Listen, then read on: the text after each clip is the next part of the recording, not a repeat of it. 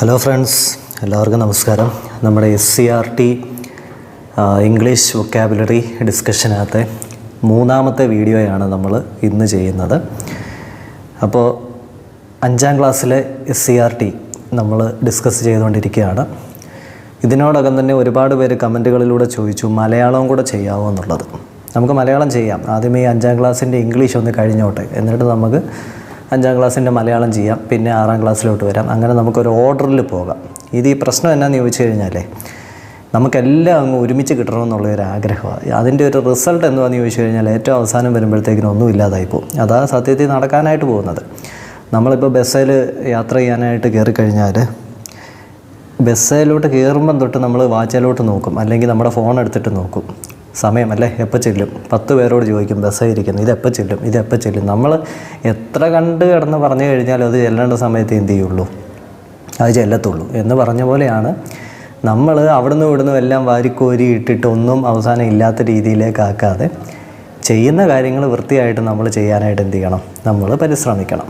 എങ്കിൽ അവസാനം വരുമ്പോഴത്തേക്കിനെല്ലാം നമ്മളുടെ കയ്യിൽ ഉണ്ടായിരിക്കും. അതാണ് അതിൻ്റെ ഒരു വാസ്തവം എന്ന് പറയുന്നത്. അല്ലാതെ ഇന്നിപ്പോൾ ഇംഗ്ലീഷ് പഠിച്ചു, നാളെ മലയാളം പഠിച്ചില്ലെങ്കിൽ പിന്നെ മലയാളം പഠിക്കാൻ പറ്റുമോ എന്നൊക്കെയുള്ള ചിന്തകൾ ഒഴിവാക്കുക. കാരണം എന്താണെന്ന് ചോദിച്ചു കഴിഞ്ഞാൽ നമ്മുടെ മുൻപിൽ സമയമുണ്ട്. അപ്പം ഒരു ഓർഡറിൽ നമുക്ക് എന്ത് ചെയ്യാം, ഈ കാര്യങ്ങളെല്ലാം കംപ്ലീറ്റ് ചെയ്ത് പോകാം. അപ്പോൾ ഇന്നത്തെ വേർഡുകളിലേക്ക് നമുക്ക് ഡയറക്റ്റ് വരാം. ഇന്ന് നമ്മൾ ആദ്യം നോക്കുന്ന വേർഡാണ് അമേസ്. ഈ അമേസിങ് എന്ന് പറയുന്ന ഈ ഒരു വേർഡ് ജീവിതത്തിൽ ഒരിക്കലെങ്കിലും പറയാത്തതായിട്ട് ഇന്നത്തെ യുവതലമുറയിൽ ആരും ഉണ്ടാകത്തില്ല, അല്ലേ? എന്തെങ്കിലും കണ്ടു കഴിയുമ്പോഴത്തേക്കിന് വാവ് അമേസിങ് എന്ന് നമ്മൾ പറയാറില്ലേ?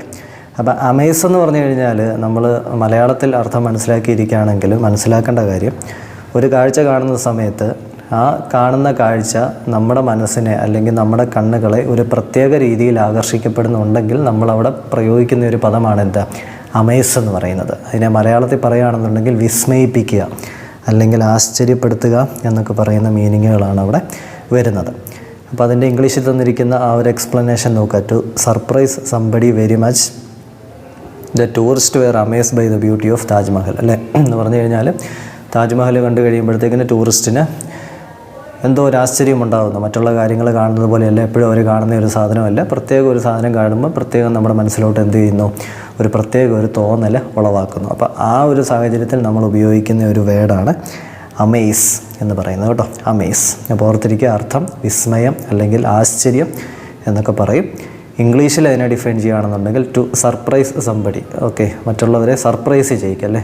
ഒരാളെ സർപ്രൈസ് ചെയ്യുമ്പോഴത്തേക്കിന് ആ ആളിൻ്റെ മുഖത്തുണ്ടാകുന്ന ഒരു ഫീൽ ഉണ്ടല്ലോ, അതിനെയാണ് നമ്മൾ അമേസിങ് എന്ന് പറയുന്നത് കൊണ്ട് ഉദ്ദേശിക്കുന്നത്. അടുത്ത വേർഡാണ് ഓഫുൾ.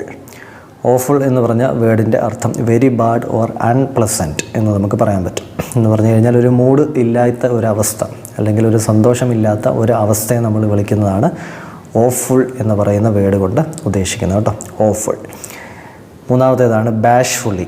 ബാഷ്ഫുള്ളി എന്ന് പറയുമ്പോഴത്തേക്കിന് നമുക്ക് നാണം എന്ന് അതിനെ പറയാനായിട്ട് പറ്റും, അല്ലെങ്കിൽ ലജ്ജ എന്നൊക്കെ പറയാൻ പറ്റും. അതാണ് അവിടെ പറയുന്നത്, വിത്ത് ഷൈനസ്. അതായത് ഇപ്പോൾ എന്തെങ്കിലും ഒരു സെൻറ്റൻസ് പറഞ്ഞിട്ട് വിത്ത് ബാഷ്ഫുള്ളി എന്ന് പറഞ്ഞു കഴിഞ്ഞാൽ അതിൻ്റെ അർത്ഥം നമ്മൾ ചെയ്യുന്ന ആ ഒരു പ്രവൃത്തി എന്തോടെയാണ് ചെയ്യുന്നത്, നമ്മൾ നാണത്തോടെയാണ് ചെയ്യുന്നത്, അല്ലെങ്കിൽ ഒരു സഭാകമ്പത്തോടെയാണ് നമ്മൾ ചെയ്യുന്നത് എന്നാണ് അതിൻ്റെ അർത്ഥം. അടുത്തതേക്കാണ് ബ്ലിസ്റ്ററിങ്. ബ്ലിസ്റ്ററിങ് എന്ന് പറയുന്ന വാക്കിൻ്റെ അർത്ഥം പൊള്ളലെന്നാണ്.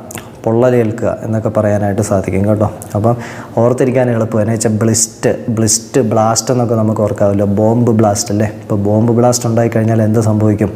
അവിടെയും കാണാൻ നമ്മൾ നിൽക്കുന്നുണ്ടെങ്കിൽ നമ്മുടെ ദേഹം മൊത്തം എന്ത് ചെയ്യും, പൊള്ളും, അല്ലേ? പൊള്ളി നാശമാകും എന്ന് പറയുന്നത് പോലെ ഒന്ന് ഓർത്താൽ മതി. ബ്ലിസ്റ്റ് എന്ന് പറഞ്ഞു കഴിഞ്ഞാൽ പൊള്ളൽ എന്ന് പറയുന്ന ഒരർത്ഥത്തിലാണ് വരുന്നത്, അല്ലെങ്കിൽ എക്സ്ട്രീംലി ഹോട്ട് ആൻഡ് അൺകംഫോർട്ടബിൾ. അതായത് നമുക്ക് നിലനിൽക്കാൻ പറ്റാത്ത ഒരവസ്ഥ വരുന്നു, ഭയങ്കരമായിട്ടുള്ള ചൂട് വരുന്നു. അത് ആ ബോംബ് ബ്ലാസ്റ്റിനെ തന്നെ ഓർത്താൽ മതി. അപ്പോൾ ആ ഒരു വാക്ക് നമ്മൾ ജീവിതത്തിൽ എന്ത് ചെയ്യത്തില്ല, മറക്കത്തില്ല. ബ്ലിസ്റ്ററിങ് എന്ന് പറഞ്ഞു കഴിഞ്ഞാൽ extremely hot and uncomfortable. Bottle brush, അതിൻ്റെ അർത്ഥം പ്രത്യേകിച്ചൊന്നും പറയേണ്ട കാര്യമില്ല. A brush used to wash bottles എന്നാണ് പറയുന്നത്. അതായത് ബോട്ടിൽസിനെ വാഷ് ചെയ്യാൻ യൂസ് ചെയ്യുന്ന ബ്രഷിനെ വിളിക്കുന്ന പേരാണ് ബോട്ടിൽ ബ്രഷ്. ഓർത്തിരിക്കാൻ വലിയ പാടില്ല, ഒരു തവണയൊന്ന് വായിച്ചു നോക്കുക. അടുത്ത വേർഡാണ് ചാറ്റ്. ചാറ്റ് നമുക്കറിയാം, അല്ലേ? ചാറ്റ് ചെയ്യുക എന്ന് പറഞ്ഞു കഴിഞ്ഞാൽ ഫ്രണ്ട്ലി ആയിട്ട് നമ്മൾ ടോക്ക് ചെയ്യുക. അത് ഇൻഫോർമൽ വേ, അതായത് ഒഫീഷ്യൽ അല്ലാത്ത രീതിയിൽ നമ്മൾ സംസാരിക്കുക.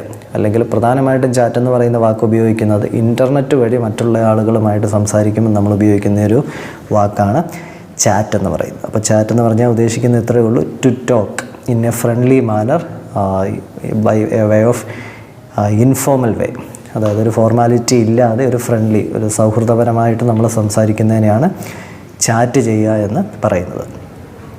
അടുത്ത വേർഡാണ് സിറ്റിസൺഷിപ്പ്.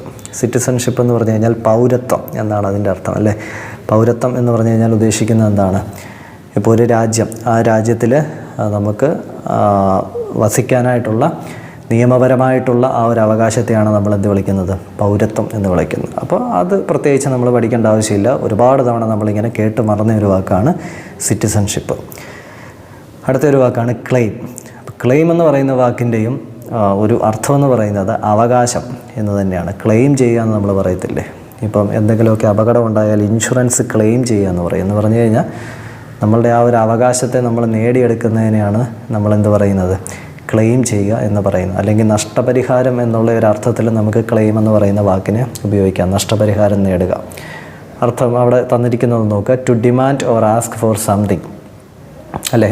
എന്തിനു വേണ്ടിയിട്ട് നമുക്ക് എന്ത് ചെയ്യാം? ഡിമാൻഡ് ചെയ്യാം അല്ലെങ്കിൽ ചോദിക്കാം. അപ്പോൾ ചോദിക്കണം അല്ലെങ്കിൽ ഡിമാൻഡ് ചെയ്യണമെന്നുണ്ടെങ്കിൽ നമുക്കവിടെയുള്ള അവകാശത്തെയാണ് അവിടെ കാണിക്കുന്നത്. അതായത് അവിടെ പറഞ്ഞിരിക്കുന്ന എക്സാമ്പിൾ നോക്കുക, you can make A claim for your LSS scholarship if it is delayed എന്നാണ് പറഞ്ഞിരിക്കുന്നത്. അതായത് നിങ്ങൾക്കൊരു സ്കോളർഷിപ്പ് കിട്ടാനുണ്ടെന്ന് നിങ്ങൾക്കറിയാം, പക്ഷേ അത് കിട്ടുന്നില്ല. അങ്ങനെയാണെങ്കിൽ നിങ്ങൾക്കതിനെ ക്ലെയിം ചെയ്യാം. അതായത് നിങ്ങളുടെ അവകാശത്തെ അവിടെ ചോദിക്കാനായിട്ട് പറ്റും. അപ്പോൾ ക്ലെയിം എന്ന് പറഞ്ഞു കഴിഞ്ഞാൽ അതിൻ്റെ അർത്ഥം എന്താണ്? അവകാശം എന്നാണ്. അടുത്താണ് ക്ലച്ച്, അല്ലേ? ക്ലച്ച് എല്ലാവർക്കും വാഹനമായിട്ട് ബന്ധപ്പെട്ടിട്ട് നമ്മൾ ഏറ്റവും കൂടുതൽ യൂസ് ചെയ്യുന്ന ഒരു പദമാണ് ക്ലച്ച് എന്ന് പറയുന്നത്. ബൈക്കിൻ്റെ കാര്യം ഓർത്താൽ മതി കേട്ടോ, കാറിൻ്റെ നമ്മൾ ഓർക്കേണ്ട. അല്ലെങ്കിൽ 4 വീൽ എന്ന് പറഞ്ഞാൽ ക്ലച്ച് ചവിട്ടുക എന്നാണ് നമ്മൾ പറയുന്നത്. പക്ഷേ ബൈക്കിൻ്റെ കേസിൽ നമ്മൾ ക്ലച്ച് പിടിക്കുക എന്നാണ് പറയുന്നത്. അപ്പോൾ ക്ലച്ച് എന്ന് പറഞ്ഞാൽ വാക്കിൻ്റെ യഥാർത്ഥ അർത്ഥം എന്ന് പറയുന്നത് പിടിക്കുക അല്ലെങ്കിൽ മുറുക്ക പിടിക്കുക എന്നൊക്കെയാണ് അർത്ഥം ആയിട്ട് നമുക്ക് പറയാനായിട്ട് പറ്റുന്നത്. ഒരു എക്സാമ്പിൾ തന്നിരിക്കുന്നു നോക്കുക, the mother clutched her baby when the bus brake suddenly, അല്ലേ? എന്ന് പറഞ്ഞു കഴിഞ്ഞാൽ ബസ് ബ്രേക്ക് ചെയ്തപ്പോഴത്തേക്കിന് അമ്മ എന്ത് ചെയ്തു? കുഞ്ഞിനെ മുറുക്ക പിടിച്ചു. അവിടെ ക്ലച്ച് എന്ന് പറയുന്ന വാക്കിൻ്റെ അർത്ഥം മുറുക്ക പിടിച്ചു എന്ന് പറഞ്ഞിട്ടുള്ള ഒരർത്ഥത്തിലാണ് വരുന്നത്. അപ്പോൾ ക്ലച്ച് എന്ന് പറഞ്ഞു കഴിഞ്ഞാൽ പിടിക്കുക അല്ലെങ്കിൽ മുറുക്ക പിടിക്കുക എന്നുള്ളൊരർത്ഥമാണ് വരുന്നത്. അടുത്ത വാക്കാണ് കംഫോർട്ട്, അല്ലേ? നമ്മൾ പറയാറില്ലേ എപ്പോഴും നമ്മളൊരു കംഫോർട്ട് സോണിൽ നിൽക്കാനായിട്ടാണ് താല്പര്യപ്പെടുന്നത് എന്നുള്ളത്. എന്ന് പറഞ്ഞാൽ അതിൻ്റെ അർത്ഥം എന്താണ്? മറ്റ് യാതൊരു രീതിയിലുള്ള പ്രശ്നങ്ങളും ഇല്ലാത്ത സുഖകരമായ ആശ്വാസകരമായിട്ടുള്ള ഒരു പ്ലേസിൽ നമ്മൾ നിൽക്കുന്നതിനാണ് കംഫോർട്ട് സോണിൽ നിൽക്കുന്നത്. ഞാൻ കംഫോർട്ട് സോണിലാണ് എന്ന് പറഞ്ഞു കഴിഞ്ഞാൽ അതിൻ്റെ അർത്ഥം എന്താണ്? എനിക്ക് പേടിക്കാനൊന്നുമില്ല, മുന്നോട്ട് പോകാനായിട്ട് പറ്റും, അല്ലേ? ആ ഒരു രീതിയിലാണ് നമ്മൾ കംഫോർട്ട് സോണെന്ന് നമ്മൾ പറയുന്നത്, അല്ലേ? പക്ഷേ പല രീതിയിൽ അർത്ഥങ്ങൾ വരും കേട്ടോ. ഇപ്പം നിങ്ങളൊരു റെയിൽവേ സ്റ്റേഷനിലോ അല്ലെങ്കിൽ ഒരു ബസ് സ്റ്റാൻഡിലൊക്കെ ചെന്ന് കഴിഞ്ഞിട്ട് അവിടെ നിങ്ങൾക്ക് ടോയ്ലറ്റിൽ പോകണമെന്ന് തോന്നിക്കഴിഞ്ഞാൽ അവിടെ എഴുതി വെച്ചിരിക്കുന്ന കംഫർട്ട് സ്റ്റേഷൻ എന്നാണ്, അല്ലേ? അപ്പോൾ അതിൻ്റെ അർത്ഥം എന്തായിരിക്കും വരുന്നത്? അത് പൊതു ശൗചാലയം എന്നുള്ള അർത്ഥത്തിലാണ് അവിടെ കംഫർട്ട് സ്റ്റേഷൻ എഴുതി വെച്ചിരിക്കുന്നത്. അപ്പം ആ ഒരു വേർഡിൻ്റെ അർത്ഥം നമ്മൾ മനസ്സിലാക്കിയിരിക്കുക. കംഫർട്ട് എന്ന് പറഞ്ഞാൽ നമുക്ക് ആശ്വാസം പകരുന്ന കാര്യം, അല്ലേ? ആശ്വാസം പകരുന്ന കാര്യത്തിന് വേണ്ടിയിട്ടാണ്, അല്ലെങ്കിൽ സുഖം പകരുന്ന കാര്യം, അതിന് വേണ്ടിയിട്ടാണ് നമ്മൾ കംഫർട്ട് എന്ന് പറയുന്ന വാക്ക് അവിടെ കൂടുതലായിട്ടും യൂസ് ചെയ്യുന്നത്. അടുത്തൊരു വാക്കാണ് കമ്പാനിയൻ കേട്ടോ. കമ്പാനിയൻ എന്ന് പറഞ്ഞു കഴിഞ്ഞാൽ നമ്മുടെ കൂട്ടാളി എന്നൊക്കെ നമുക്ക് അർത്ഥം പറയാനായിട്ട് പറ്റും, അല്ലെങ്കിൽ ചങ്ങാതി, കൂട്ടുകാരൻ. അപ്പം നമുക്കൊരു സംശയം ഉണ്ടായിരുന്നാൽ പിന്നെ ഫ്രണ്ട് എന്ന് പറഞ്ഞാൽ പോരെ എന്നുള്ളത്. അപ്പം ഫ്രണ്ടും കമ്പാനിയനും തമ്മിലുള്ള വ്യത്യാസം എന്താണെന്ന് ചോദിച്ചു കഴിഞ്ഞാൽ, ഫ്രണ്ട് എന്ന് പറഞ്ഞു കഴിഞ്ഞാൽ ജീവിതത്തിൽ എപ്പോഴെങ്കിലും എവിടെ വെച്ചാലും കണ്ടിട്ടുള്ള ആൾക്കാരെ നമുക്ക് ഫ്രണ്ട് എന്ന് പറയാം. പിന്നീട് ഒരു തവണ കാണുമ്പോൾ നമുക്ക് അയാൾ നമ്മുടെ ഫ്രണ്ടാണ്, നേരത്തെ പരിചയപ്പെട്ടാണെന്ന് നമുക്ക് പറയാം. പക്ഷേ കമ്പാനിയൻ എന്ന് പറഞ്ഞു കഴിഞ്ഞാൽ ഫ്രണ്ട് ആണെങ്കിലും എപ്പോഴും നമ്മുടെ കൂടെയുള്ള ഒരു സുഹൃത്തിനെയാണ് നമ്മൾ എന്ത് വിളിക്കുന്നത്? കമ്പാനിയൻ എന്ന് വിളിക്കുന്നത്. അതായത് നമ്മുടെ എല്ലാ ആവശ്യങ്ങൾക്കും നമ്മുടെ കൂട്ടത്തിൽ നിൽക്കുന്ന ഒരാളിനെയാണ് നമ്മൾ കമ്പാനിയൻ എന്ന് വിളിക്കുന്നത്. അടുത്ത വേർഡാണ് ക്രിപ്പിൾ. ക്രിപ്പിൾ എന്ന് പറയുന്ന വേർഡിൻ്റെ അർത്ഥം വികലാംഗൻ അല്ലെങ്കിൽ മുടന്തൻ എന്നൊക്കെയാണ് കേട്ടോ. അതായത് നടക്കാൻ സാധിക്കാത്ത ഒരാളിനെ നമ്മൾ വിശേഷിപ്പിക്കുന്ന ഒരു വാക്കാണ് ക്രിപ്പിൾ. അപ്പോൾ എങ്ങനെയാണ് മുടന്തനാകുന്നത്? അതായത് എന്തെങ്കിലും രോഗം കൊണ്ടോ അല്ലെങ്കിൽ പരിക്ക് പറ്റിയോ ഒക്കെ മുടന്തനാകുന്ന ആളിനെ നമ്മൾ വിളിക്കുന്നതാണ് ക്രിപ്പിൾ എന്ന് പറയുന്ന വേർഡ് കൊണ്ട് വിശേഷിപ്പിക്കുന്നത്. അടുത്തത് ഡാമ്പ് മറന്നു പോകാതിരിക്കാനായിട്ട് നമുക്ക് കോഡുകൾ യൂസ് ചെയ്യാം. ഡാമ്പിന് ഡാം എന്നങ്ങ് ഡാം അല്ലേ, ഡാം പി എന്നല്ലേ, ഡാം. അപ്പോൾ ഡാമിൽ നമ്മൾ ചാടിക്കഴിഞ്ഞാൽ നമ്മുടെ ശരീരം മൊത്തം എന്ത് ചെയ്യും? നനയും, അല്ലേ? അത് തന്നെയാണ് അതിൻ്റെ അർത്ഥം. സ്ലൈറ്റ്ലി വെറ്റ്, നനഞ്ഞ, അല്ലേ? അല്ലെങ്കിൽ വേറെ പല അർത്ഥങ്ങൾ യൂസ് ചെയ്യാറുണ്ട് കേട്ടോ. വിഷാദം ഉള്ള എന്നൊക്കെ പറഞ്ഞ് ഡാംപ് എന്നൊക്കെ നമ്മൾ യൂസ് ചെയ്യാറുണ്ട്. ഇപ്പോൾ ഇത്ര ഓർത്താൽ മതി, വിഷാദമുള്ള ഡാമിച്ചാടി അല്ലേ. വിഷാദമുള്ളവരൊക്കെയാണ് എന്ത് ചെയ്യുന്നത്, ഓരോ പണികളൊക്കെ ഒപ്പിക്കുന്നത്, ഓരോ സ്ഥലങ്ങളിൽ പോയി എന്നിട്ട് ചാടുകയൊക്കെ ചെയ്യുന്നത് വിഷാദമുള്ളവരാണ് അല്ലേ, ആത്മഹത്യ ചെയ്യാനായിട്ടൊക്കെ. അപ്പോൾ ആ ഒരു അർത്ഥത്തിൽ നമുക്ക് ഏത് വേർഡിനെ യൂസ് ചെയ്യാം, ഡാംപ് എന്ന് പറയുന്ന വേർഡിനെ യൂസ് ചെയ്യാം. അതൊന്നും ഒരിക്കലും മറക്കത്തില്ല, ഈ ഒരു കോഡൊക്കെ വെച്ചിട്ട് പഠിക്കുമ്പോൾ നിങ്ങൾ ഒരിക്കലും മറക്കത്തില്ല. അപ്പോൾ നമ്മൾ ഇത്രയും വേർഡ്സാണ് ഈ ഒരു ക്ലാസ്സിൽ നമ്മൾ ഡിസ്കസ് ചെയ്തത്. ഒന്നും കൂടെ നമുക്ക് പറഞ്ഞു പോകാം. ഒരു കാര്യം ചെയ്യാം, ഇന്ന് നമുക്ക് നടുക്കുന്ന് താഴോട്ടും പിന്നെ മേളിൽ നിന്ന് താഴോട്ടും വരാം. നോക്കിക്കോ, സിറ്റിസൺഷിപ്പ് എന്താണ് അർത്ഥം? പൗരത്വം അല്ലേ, പൗരത്വം. ഒരു രാജ്യത്ത് നിൽക്കാനായിട്ടുള്ള നിയമപരമായിട്ടുള്ള ഒരാളിൻ്റെ അവകാശമാണ് സിറ്റിസൺഷിപ്പ് എന്ന് പറഞ്ഞ പേരിൽ അറിയപ്പെടുന്നത്. അടുത്തതാണ് ക്ലെയിം. ക്ലെയിമിൻ്റെ അർത്ഥവും അവകാശം തന്നെയാണ്, പക്ഷേ അത് നമുക്ക് നേടിയെടുക്കാനായിട്ടുള്ള ഒരു അവകാശം തന്നെയാണ് അല്ലേ. എപ്പോഴും അവകാശമുണ്ടെന്ന് പറഞ്ഞുകൊണ്ടിരിക്കാൻ പറ്റത്തില്ല. എന്തെങ്കിലും ഒരു സാഹചര്യം വരുമ്പം നമുക്കതിനെ ചോദിച്ച് മേടിച്ച് എടുക്കാൻ പറ്റുന്ന ഒരു അവകാശത്തിനെയാണ് നമ്മൾ എന്ത് വിളിക്കുന്നത്, ക്ലെയിം എന്ന് വിളിക്കുന്നത്. ക്ലച്ച് എന്ന് പറഞ്ഞു കഴിഞ്ഞാൽ പിടിക്കുക എന്നൊരർത്ഥമാണ് വരുന്നത് കേട്ടോ. പിടിക്കുക, മുറുക്കെ പിടിക്കുക എന്നൊക്കെ ഒരു അർത്ഥത്തിലാണ് വരുന്നത്. കംഫർട്ട് എന്ന് പറഞ്ഞു കഴിഞ്ഞാൽ ആശ്വാസമായത് അല്ലേ, ആശ്വാസം അല്ലെങ്കിൽ സുഖകരമായത് എന്നൊക്കെയുള്ള അർത്ഥത്തിൽ നമുക്ക് യൂസ് ചെയ്യാം. കമ്പാനിയൻ എന്ന് പറഞ്ഞാൽ it is a friend but always നമ്മളുടെ കൂടെയുള്ള ഒരു ഫ്രണ്ടിനെ നമ്മൾ വിശേഷിപ്പിക്കുന്നതാണ് കമ്പാനിയൻ എന്ന് പറയുന്നത്. ക്രിപ്പിൾ എന്ന് പറഞ്ഞു കഴിഞ്ഞാൽ മുടന്തൻ അല്ലെങ്കിൽ വികലാംഗൻ എന്നൊക്കെ പറഞ്ഞ ആ ഒരു വിശേഷണത്തെ നമ്മൾ ഉപയോഗിക്കുന്ന ഒരു വേർഡാണ് ക്രിപ്പിൾ എന്ന് പറയുന്നത്. ഡാമ്പ് എന്ന് പറഞ്ഞു കഴിഞ്ഞാൽ നനഞ്ഞ അല്ലെങ്കിൽ വിഷാദം കേട്ടോ. എന്ന് പറഞ്ഞു കഴിഞ്ഞാൽ നനഞ്ഞ ഒരവസ്ഥ. A fan can make your dam hair dry അല്ലേ എന്നൊക്കെ നമുക്ക് എക്സാമ്പിളായിട്ട് പറയാൻ പറ്റും. അപ്പോൾ ആ ഡാമിനെയൊക്കെ വെച്ചിട്ട് നിങ്ങൾ എന്ത് ചെയ്താൽ മതി, കമ്പയർ ചെയ്താൽ മതി. അമേസ് എന്ന് പറഞ്ഞു കഴിഞ്ഞാൽ അതിൻ്റെ അർത്ഥം എന്താണ്, ആശ്ചര്യപ്പെടുത്തുന്നത് അല്ലേ. ടു സർപ്രൈസ് സംബഡി, ആശ്ചര്യപ്പെടുത്തുക, വിസ്മയപ്പെടുത്തുക, ഈ ഒരു അർത്ഥങ്ങളൊക്കെയാണ് വരുന്നത്. ഓഫുൾ എന്ന് പറഞ്ഞു കഴിഞ്ഞാൽ അൺപ്ലസൻറ്റ് ഓർ വെരി സാഡ് അല്ലേ, ഒട്ടും സന്തോഷമില്ല ഇത്തെ ഒരു അവസ്ഥയാണ് നമ്മൾ ഓഫുൾ എന്ന് പറയുന്നത്. ബാഷ്ഫുള്ളി അല്ലേ, ബാഷ്ഫുള്ളി എന്ന് പറഞ്ഞു കഴിഞ്ഞാൽ നാണത്തോടെ എന്ന് പറയുന്ന ഒരർത്ഥത്തിലാണ് ബാഷ്ഫുള്ളി എന്ന് പറയുന്ന വേർഡ് ഉപയോഗിക്കുന്നത്. ബ്ലിസ്റ്ററിങ് എന്ന് പറഞ്ഞു കഴിഞ്ഞാൽ എക്സ്ട്രീംലി ഹോട്ട് എന്ന് നമുക്ക് പറയാൻ പറ്റും. പൊള്ളൽ എന്നൊക്കെയാണ് മലയാളത്തിൽ അതിൻ്റെ അർത്ഥം വരുന്നത് കേട്ടോ. ബോംബ് ബ്ലാസ്റ്റ് ചെയ്യുന്നിടത്ത് പോയി നിന്നാൽ ദേഹം മൊത്തം പൊള്ളുമെന്ന് ഓർത്താൽ മതി.